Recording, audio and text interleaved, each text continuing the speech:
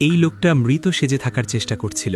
বুড়ো লোকটা বন্দুক তুলল। প্রথম গুলিটা তার দিকেই চলল, দ্বিতীয় গুলিটাও থামল না, তৃতীয় গুলিটাও সাথে সাথেই চলল। পুরো সময় সে চোখের পলক ফেলার সাহস পর্যন্ত পেল না। বুড়ো লোকটার মনে হলো সে মারা গেছে, কিন্তু ঠিক সেই মুহূর্তেই তার চোখের মনি সামান্য নড়ে উঠল। তার মনে হলো হয়তো এখনো বাঁচা যেতে পারে, কিন্তু পরের সেকেন্ডেই বুড়ো লোকটা আবার ঘুরে তাকাতে লাগলো। ঠিক সেই মুহূর্তে তার শির দ্বারা দিয়ে ঠান্ডা স্রোত বয়ে গেল।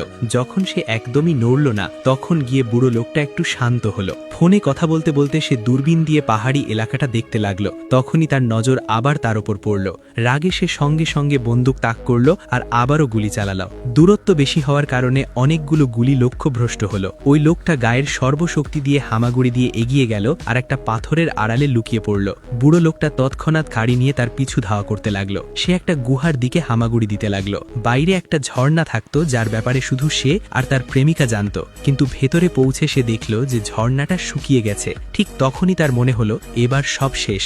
গুহার বাইরে বুড়ো লোকটা লাউড স্পিকারে তাকে ধমকাতে লাগলো। দিন থেকে রাত পর্যন্ত দুজনেই এভাবে আটকে রইল। যখন সে প্রায় ভেঙে পড়ার মুখে ছিল, তখনই গুহার ভেতর জলের ফোঁটার মৃদু শব্দ এলো। দিন রাতের তাপমাত্রার পার্থক্যের কারণে সেখানে সামান্য জল জমে গিয়েছিল। সে সঙ্গে সঙ্গে সেখানে হামাগুড়ি দিয়ে গেল আর গোগ্রাসে জল পান করতে লাগলো। ধীরে ধীরে তার শক্তি ফিরে আসতে লাগলো। অন্ধকারের সুযোগ নিয়ে সে গুহা থেকে বের হলো এবং অন্য একটা পাথরের আড়ালে লুকালো। বুড়ো লোকটা গাড়ি থেকে নেমে নিজেকে হালকা করতে গেল। তখনই সে চুপিসারে গাড়ির ভেতর ঢুকে পড়ল। সে একটা গরম জ্যাকেট তুলে নিল। সে যেই দরজাটা বন্ধ করতে যাবে, বুড়ো লোকটা ফিরে এলো। সে সঙ্গে সঙ্গে দেখে ফেলল যে দরজাটা পুরোপুরি বন্ধ নেই। সে বুঝে গেল যে ওই লোকটা গাড়ির পেছনেই আছে। সে কিছু না ভেবেই গাড়িতে বসলো এবং হঠাৎ গাড়িটা রিভার্স করে দিল। ঠিক সেই মুহূর্তে ওই লোকটা মাটির সাথে একদম লেপ্টে গেল। ভাগ্য ভালো ছিল যে গাড়ির উচ্চতা বেশি ছিল। সে বেঁচে গেল, কিন্তু এখন পুরোপুরি সামনে চলে এসেছিল।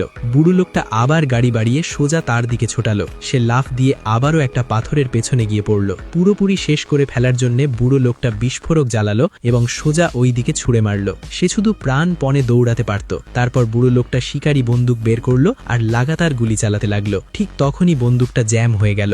এক সেকেন্ডও দেরি না করে লোকটা সোজা তার দিকে দৌড় দিল।